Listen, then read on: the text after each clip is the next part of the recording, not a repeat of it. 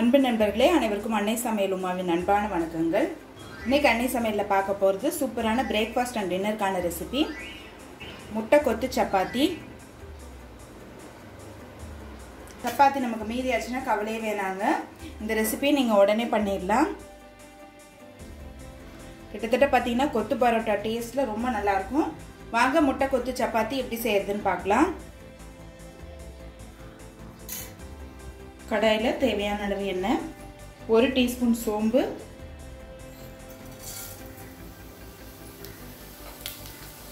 கொஞ்சம் கருவேப்பிலை,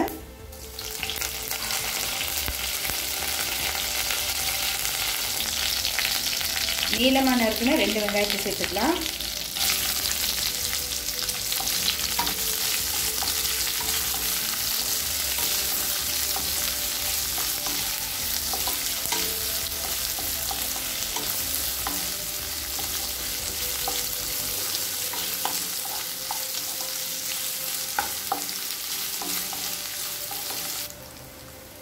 ரெண்டு பச்சை மிளகாய்,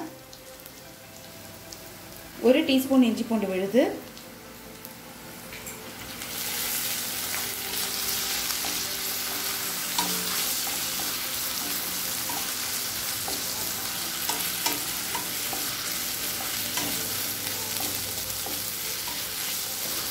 தக்காளி,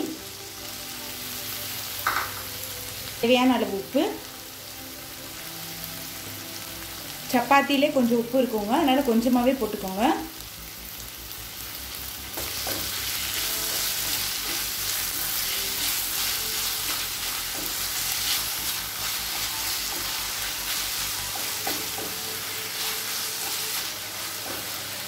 கொஞ்சம் மஞ்சள்தூள், 1 டீஸ்பூன் மிளகாய்த்தூள்,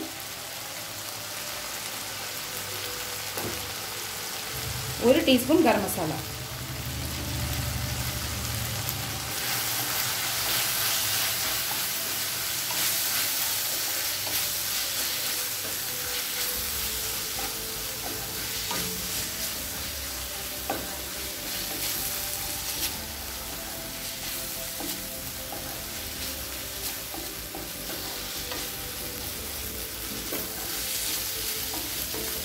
மிளகாத்தூள் வாசனை போக 1 நிமிஷம் வரைக்கும் நல்லா வதக்கியாச்சு. சப்பாத்தி இது மாதிரி கட் பண்ணி சேர்த்துக்கலாங்க.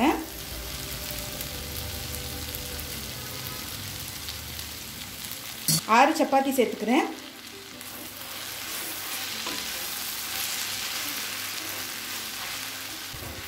இதை ஒரு தடவை லேசாக வதக்கிக்கலாம்.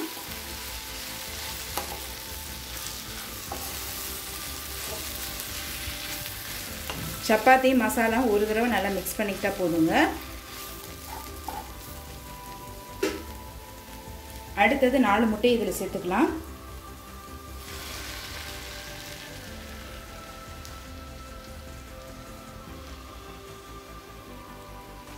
மெதுவாக மிக்ஸ் பண்ணிக்கலாம். முட்டை பாதி வெந்துட்ட பிறகு சப்பாத்தியோட மிக்ஸ் பண்ணிக்கலாங்க. இப்போ முட்டை பாருங்கள் பாதி வெந்துருச்சு. இப்போ எல்லாத்தையும் மிக்ஸ் பண்ணிக்கலாம் ஒன்றா.